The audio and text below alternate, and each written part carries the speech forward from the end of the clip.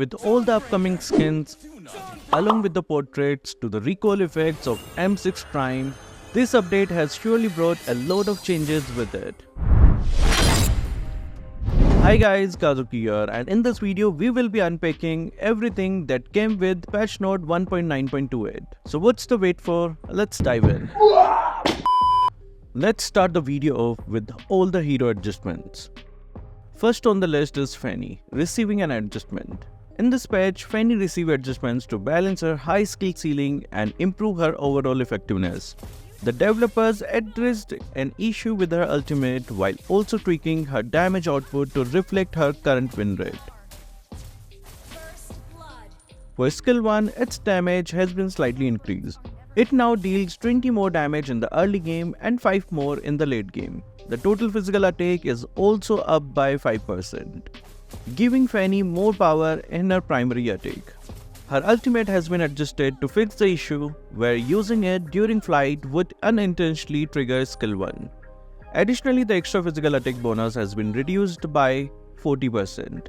However, to compensate, the damage increase per prey mark streak has been buffed by 10%, making her ultimate more effective when at full prey mark stakes. These changes aim to balance Fanny's burst potential while keeping her high skill requirement intact.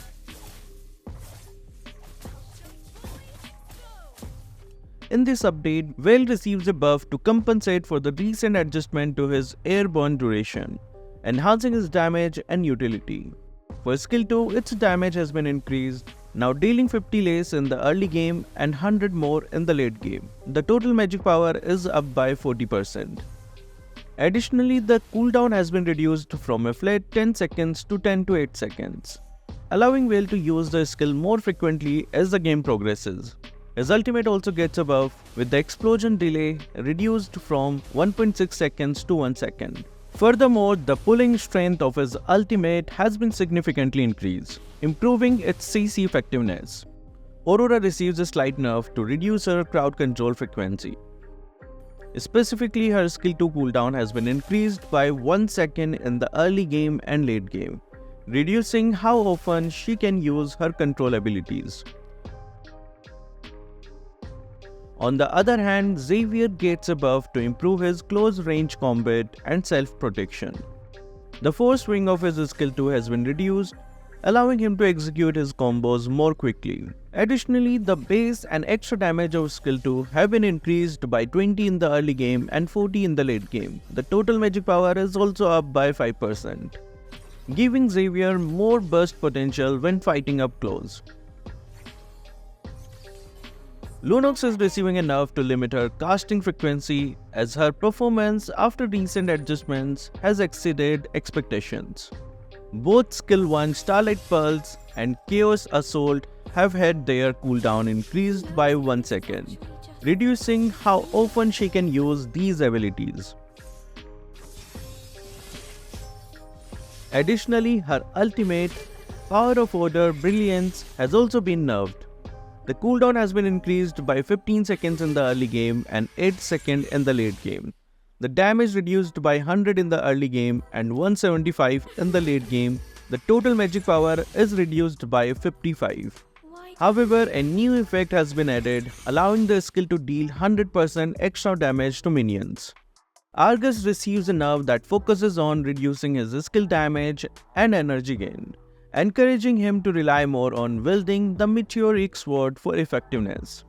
For his passive, the energy gain per second has been reduced by 5, slowing down the rate at which Argus can activate his abilities.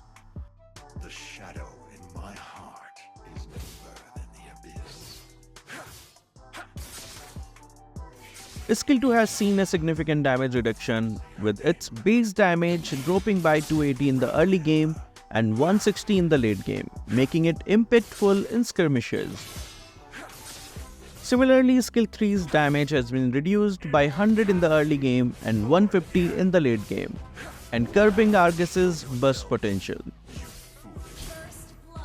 Badangs receives an adjustment based on community feedback, maintaining his enhanced basic attack but improving their trigger frequency.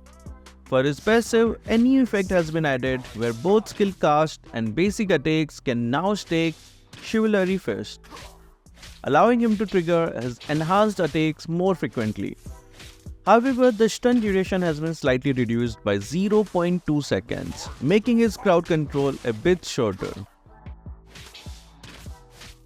Lapu Lapu gets a buff. His skill 1 cooldown has been reduced by 2 seconds in the early game and 1.5 seconds in the late game, allowing him to use the ability more frequently and enhance his lane presence without relying on his ultimate.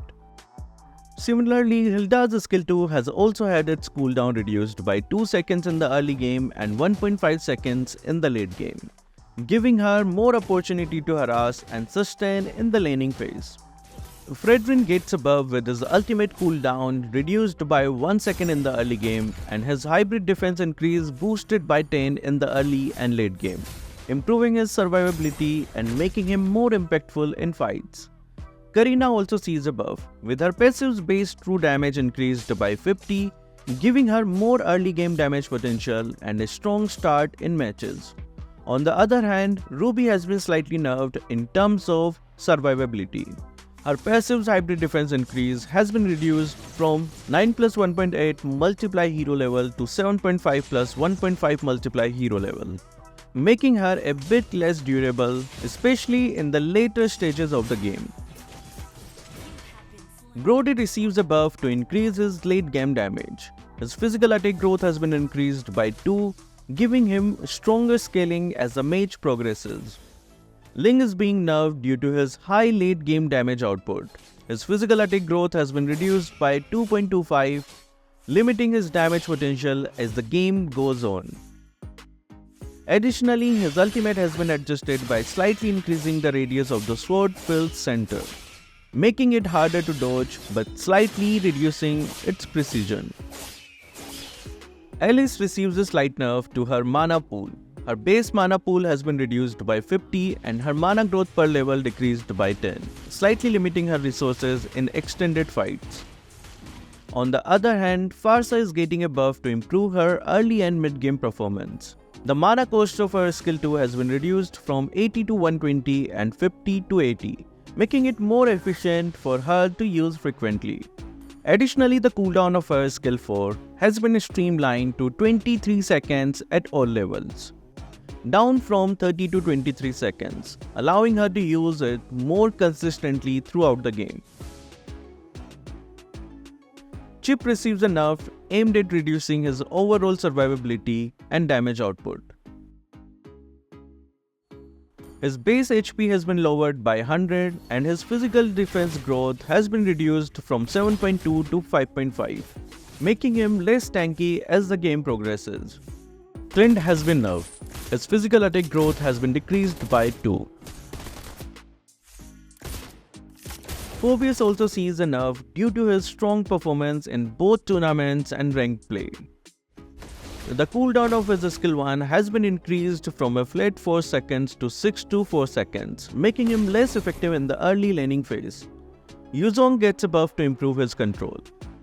The airborne duration of his skill 3 has been increased by 0.2 seconds, giving him more crowd control during fights. Julian receives a buff to his enhanced ultimate, with the airborne duration increased by 0.2 seconds.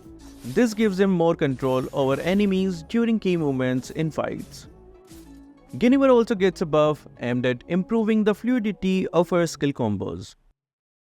Specifically, skill 1 has its force swing reduced by 25% and its back swing reduced by 50%. While skill 2's back swing has also been reduced by 50%, this allows her to chain skills more effectively even with the reduced airborne duration. Moving on to battlefield adjustments.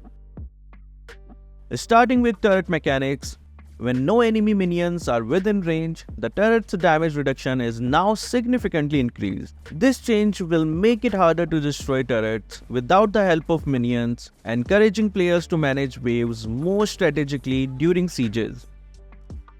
On the system side, scored power has been optimized. Once a player reaches 100 mythic stars, they will no longer contribute additional stars to the scored power bonus, keeping it at 100 stars. For example, if a player with 101 or more mythic stars participate in ranked match, the scored power bonus after win will still be calculated based on 100 stars, balancing the system for fairer progression. Additionally, the current mlbb Rising Open season will end early on 10th of December 2024 at server time, with the brand new test season launching shortly afterwards. This test season introduces the Division Championship, where teams can compete for the prestigious Division Champion honorary title and earn generous rewards, offering a new competitive experience for players. These changes are designed to enhance gameplay dynamics and offer more exciting competitive opportunities. In this test phase for the Division Championship, your eSport player level has been pre-adjusted, and to qualify for the championship, you need to secure at least one mlbb Rising Open Championship title before October 12 and October 18. To participate, team must register with 5 members, all of whom need to be qualified for the championship. Once registration closes, the championship schedule will be generated within 2 hours, and you can access it by checking the in-game calendar. The championship preliminaries will follow a best-of-1 single elimination format, meaning teams will be eliminated if they lose a match or if any member fails to join the lobby on time. The later stages, including the top 4 semi-finals and finals, will use the best-of-3 format, requiring teams to win 2 matches to advance. Failure to complete all matches or attend will result in elimination. The Ultimate Champion team will receive massive rewards and the prestigious Final Champion honorary title, while other high-ranking teams will earn corresponding division ranking titles based on their performance. Here are some important notes regarding the Division Championship test. During this test phase, you will not be able to participate in MCL, Conquest of Dawn or Arena Contest matches, as these modes will be temporarily unavailable. The new mode is still undergoing optimization, so elements like art rewards and other features may be adjusted before the official release. Please refer to the final content when it goes live on the official server. The registration deadline is October 18, and the estimated preliminary rounds will take place from October 21 to October 22. Followed by the championship rounds from October 25 to October 27. Make sure to reserve enough time to participation and stay tuned for in-game notification for the actual schedule. Moving on to weekly free heroes. The weekly free hero from October 11th till the October 18th are as follows. The extra free heroes for the Starlight members are as follows. Moving on to surveys. First, we have the legend skin surveys for the Saber. Here is the old design, and this design is okay. I don't have a real problem with the design. Its model quality and the skill effects, it's needed new revamp. It should just be updated, but if it's getting a better model, I'm not going to complain. And then we have the new design. This design is amazing. It has an overall Gundam look to it, and the new eagle looks good too. I'm excited about this revamp and I can't wait for it. So Moontoon, can we have it come out fast? Let's move to other updates. First up, we have the portraits of the upcoming skins. This includes Whale's Annual Starlight, Nolan's Double 11, Claude Prime skin, Claude M6 skin alongside his painted one, and Beatrix's new M4 painted skin. Granger's portrait is also here. If you want a full video on the revamp of his skins, do comment down below. Next, we have the upcoming M6 Prime recoil effect.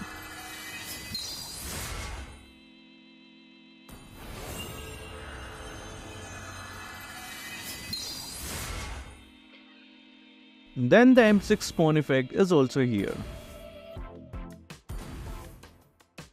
followed by the Cosmic Blaze elimination effect.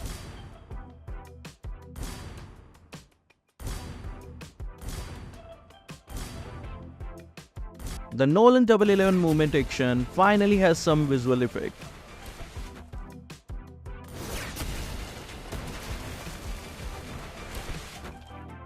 Lastly, we have some new assets for the upcoming Ramadan. I'm still not sure about the rewards, but seems like we will be getting Ruby's skin, And this was the survey we had a few months ago. I don't know, but are we also getting a phone in this? Moontoon be giving out tons of phones just for players to download other games, you know. Let's now check on the intros of all upcoming skins. First we have Arlott's collector, Aeon of Twilight. The release date is still unsure, but I hope we get it soon as this skin is sick. In the relentless flow of time's continuum, I am the constant that breaks the tide. Next is the new annual Starlight of Will, Concerto of Light, which is coming at the end of November. Man, I love this skin intro. I bet all the Whale mains are also crying with joy. If you want to know more about the event, then you can check this video out. The link will be on the top right corner.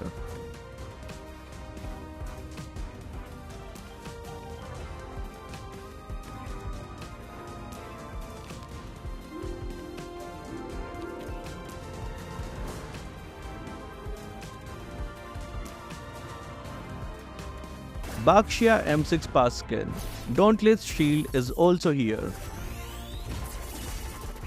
To know more about M6 event, you can check this video out. And last we have Balman Chan M6 Pass skin, Rager Age. We have already made a video on the skill effects of these skins. Do check it out as these skins are fire. So guys, are you excited for all the upcoming changes? Well, I'm happy that Moontoon employees are back to work. So that will be all for this video. Thank you guys for watching. Keep supporting Kazuki Official.